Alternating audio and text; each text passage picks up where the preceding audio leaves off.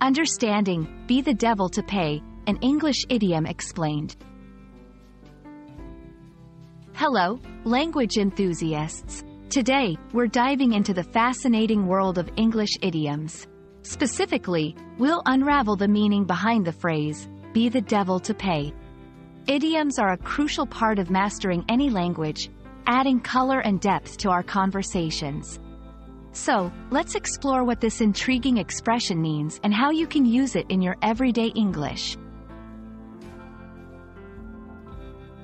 At first glance, be the devil to pay might sound like it involves a financial transaction with a supernatural being. But fear not.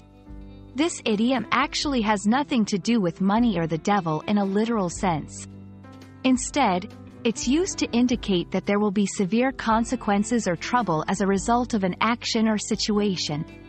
The phrase is often employed to warn someone about the potential fallout from their actions, emphasizing the seriousness of what's at stake.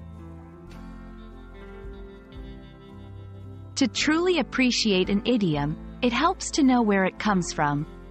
The phrase, be the devil to pay, is believed to have nautical origins, dating back to when sailing was a common mode of transportation and exploration. Paying, in this context, refers to the act of sealing the seams of a wooden ship with pitch or tar to make it watertight.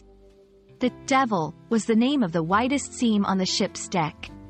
Since accessing and sealing this seam was a difficult and undesirable task, the expression came to signify facing a significant challenge or trouble ahead.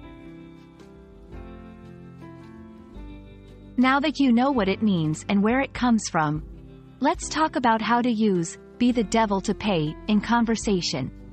This phrase is perfect for situations where you want to stress the seriousness of the consequences that might follow an action.